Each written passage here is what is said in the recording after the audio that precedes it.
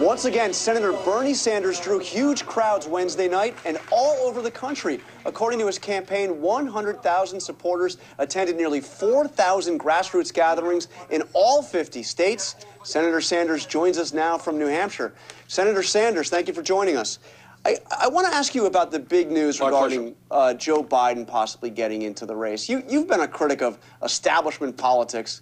What do you think? Does Biden, the sitting vice president, represent that establishment politics, or could he be a voice for change here? Well, I've known Joe Biden for many years, and I'm very fond of Joe.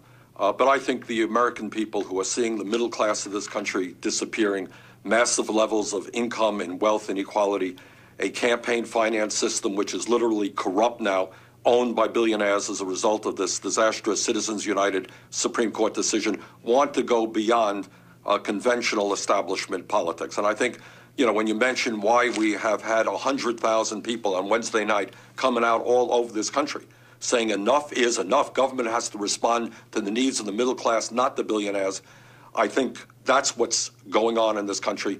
And I'm not sure that conventional politics will do it anymore. Okay, so let me ask you, there's no doubt a tremendous achievement, this grassroots gathering all over the country. But the New York Times did an analysis of who showed up according to your own numbers on this. And they say more attendees from the Seattle metro area than all of the early states, New Hampshire, Iowa, Nevada, and South Carolina combined, that these came from the liberal base of your party. So I got to ask you, you are not going to get elected president if you can't broaden your appeal beyond the far left of the Democratic Party. How do you do that? Well, that's a fair question, Jonathan. And let me just say this. If you and I were having this discussion 3 months ago, you would not have anticipated that we would have brought 100,000 people out on Wednesday night, that we would have had the largest crowds of any candidate in Iowa, New Hampshire, and all over this country. We have made phenomenal progress in the last 3 months. And you know what? We're going to continue to make that kind of progress. We are going to be reaching out effectively, I believe, to the African-American community, because I have not only one of the strongest civil rights voting records in the United States Congress, we have an agenda that calls for creating jobs, for raising the minimum wage to $15 an hour, to making public colleges and universities tuition-free. That is going to appeal in a significant way, I believe, to the African-American community, to the Hispanic community. So let's talk 3 months from now. I think you will see that our campaign makes significant inroads all across the country. Well, you've taken some heat on the issue of immigration. So I want to ask you, you voted against the 2007 immigration reform bill. That included a path to citizenship. That was the best chance in a generation to get a path to citizenship for those who are in this country, undocumented citizens in this, undocumented immigrants in this country. Do you regret voting against that now in hindsight?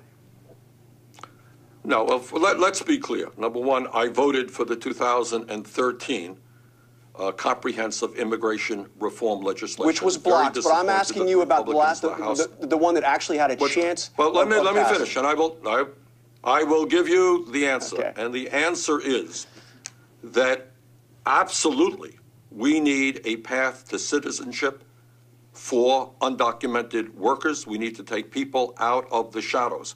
What my concern then was and remains is with these guest worker programs, which you're reading about, where you have folks in high-tech industries getting fired while corporations are bringing people from Russia and other countries into the United States to replace American workers and to drive wages down. In the last bill, what I was able to do, by the way, at a time when youth unemployment is unbelievably high in the United States, I was able to get language in which puts $1.5 billion to create jobs for kids in this country, for African-American kids, white kids, Hispanic kids, where unemployment rate is very, very high. So let me ask you, you've been also a leader on the issue of climate change. We saw Hillary Clinton on the issue of the Keystone Pipeline had a very interesting answer when asked whether she supported or opposed it. She said, if it is undecided when I become president, I will answer your question. What does it say about a presidential candidate who won't even answer a question as basic as that?